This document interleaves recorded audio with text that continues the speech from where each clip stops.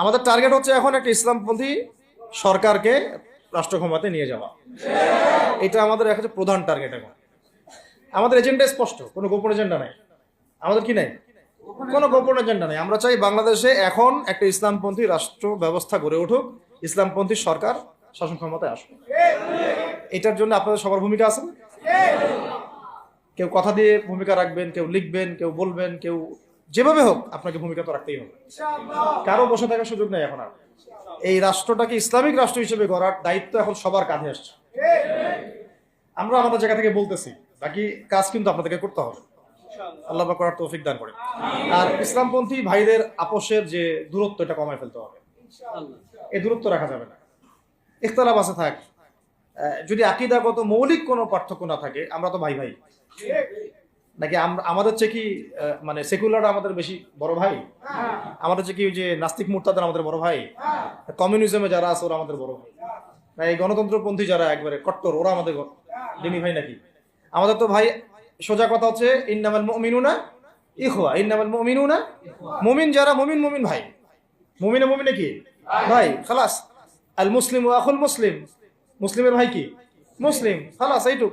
মুসলিম আমার ভাই, মুসলিম আমার ভাই। এখন যারা এদেশের রাষ্ট্র ক্ষমতায় ইসলামকে চায় না, তারা আমাদের ভাই না। সে যে কোনো নামে আসুক, এক্স ওয়াই জেড, দেখার দরকার নেই। এক্স নামে আসুক, ওয়াই নামে আসুক, জেড নামে আসুক, যারা রাষ্ট্র ব্যবস্থা ইসলামকে চায় না তারা আমার ভাই খালাস, সোজা কথা। এবং রাষ্ট্র ব্যবস্থা ইসলাম চায় যে ভাইরা আমাদের, ওই ভাইদেরকে একসাথে থাকতে হবে।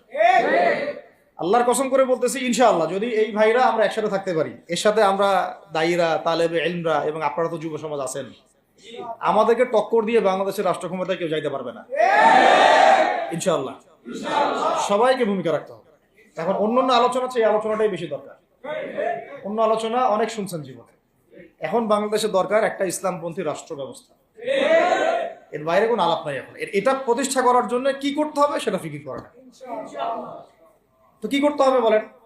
প্রথম কথা হচ্ছে আমাদেরকে আগে বৈশ্বিক জালেমদেরকে চিহ্নিত করতে হবে। পুরো বিশ্বে কারা জালেম, এটা কি চিন্তা করা বাকি আছে?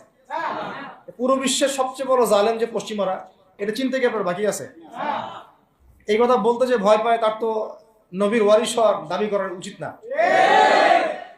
এটা খোলামেলা, এটা সবাই জানে। অন্তত পক্ষে আমাদের ভাইদের মধ্যে আমরা দেখেছি, ছাত্র ভাইদের মধ্যে সাহস তো মাশাআল্লাহ অবশ্যই আছে, ডেডিকেশন আছে, জীবন দেওয়ার মানসিকতা আছে। তাদেরকে খালি নার্সিং করতে হবে, জীবনটা যেন ভুল পথে না যায়।